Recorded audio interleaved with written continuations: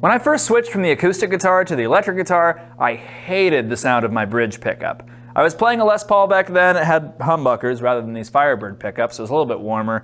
But you know, the neck pickup had that nice sort of rich sound I was used to. Like, yeah, I thought that sounded great. But then I switched to the bridge and I like it now, but back then, I don't know, it just sounded so thin. I didn't really understand it. My guitar teacher at the time told me, he was like, you know, most guitar players are playing on the bridge pickup and just switch to the neck pickup for a solo or something. And I could not conceive of why that would possibly be, because just to my ears, it just sounded so shrill and harsh.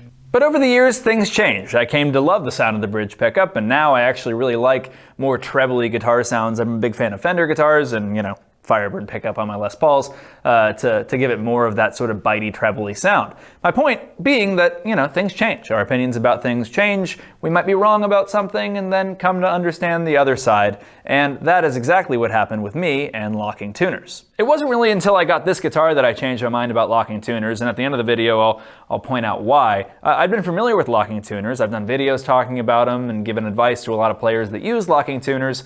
But for me, I just didn't really like the trade-offs, which I'll go over here in a little bit. But once I got this one, I saw that it kind of changed things a little bit, and I think that you'll come to agree that under the right circumstances, locking tuners are really, really great. So let's start with the basics. The way locking tuners generally work is that you have a little screw at the back of the tuner that raises something up inside the tuner that helps lock in or anchor in that string.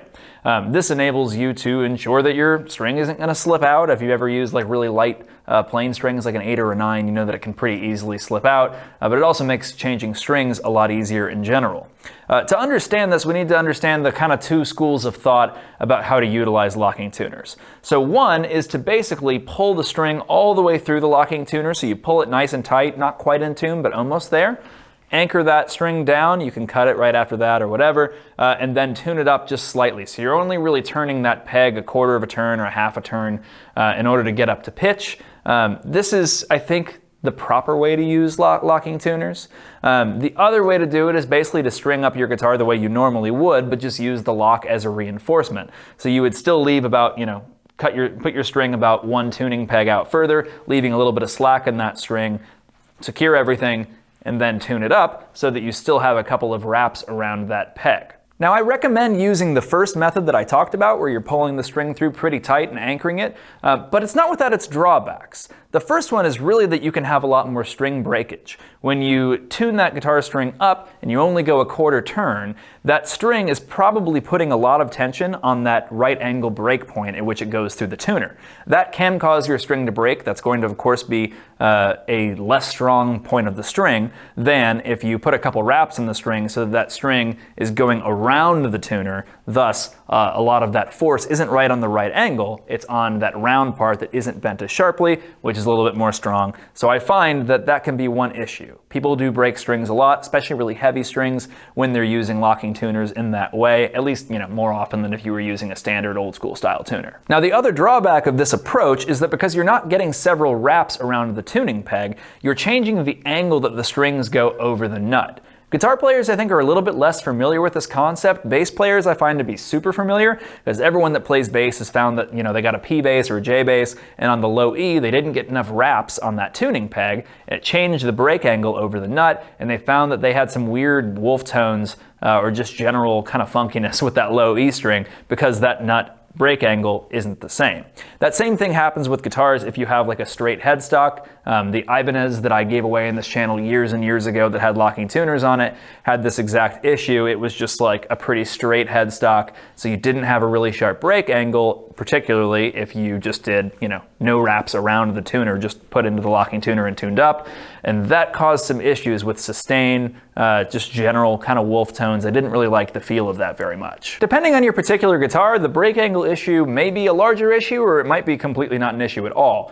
If you do have a straight headstock, then it might be more of an issue. If you have an angled headstock, it's not usually nearly as much of an issue because the guitar angle of the headstock is creating that break angle for you, whether you have 3 wraps around the tuning peg or not.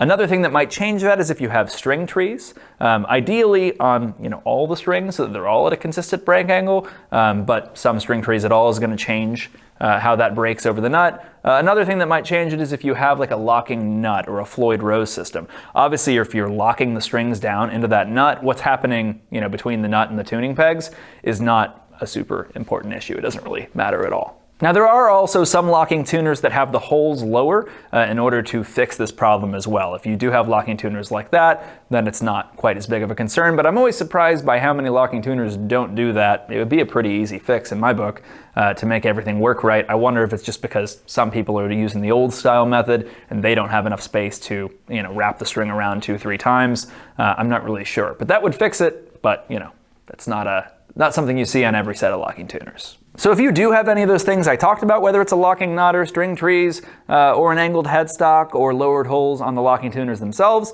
you, I think, are good to go with the more modern approach. If you don't, I would recommend doing a couple of wraps around your tuning peg or just trying it and seeing what your guitar sounds like and plays like, seeing if it seems to improve your sustain or your tonality of your guitar or any wolf tones or anything like that.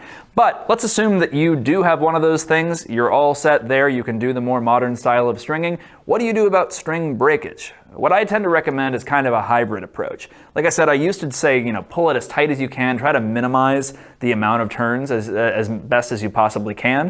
What I recommend now is going just a little bit more slack than that, just the smallest bit, so that rather than all the stress anchoring around that right angle itself when you install the string, it's just turned around a little bit more so you have a nice little curvature.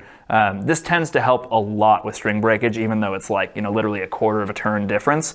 It just changes it so that the string can go around that angle of your tuning peg before hitting that right angle, so it's just kind of shifting where the stress is and stopping an easy way for your string to break. So like I said earlier, I really changed my mind about this when I got this guitar. I had only really had straight headstocks with no string trees or anything like that. So I always felt like that sustain part was lacking, or there was just something a little bit wrong with it. But once I got this Gibson, and again, I don't work for Gibson or anything like that. Your opinions are your own there. But just having that angled headstock, a lot of different builders use this. That combined with locking the tuners, I thought was brilliant. For me, I change strings a lot, whether it's on this channel or just in my day-to-day life testing strings. So being able to change a string in like 30 seconds flat is an absolute revelation. So to me, I would think it's worth upgrading your guitar to locking tuners or buying a guitar that has locking tuners instead of one that doesn't. I really think if you haven't tried them, once you do, you'll see what I mean. But hopefully this is helpful for you out there if you're considering locking tuners or looking at which guitars work better with locking tuners or how to avoid some of those common issues. For me, I'm always really happy when I get an opportunity to change my mind about something. That opens my mind to something new and I find the new trick or something that I really like. And seriously, the amount of time in my life that I got back from being able to change my strings really fast on this is worth a lot.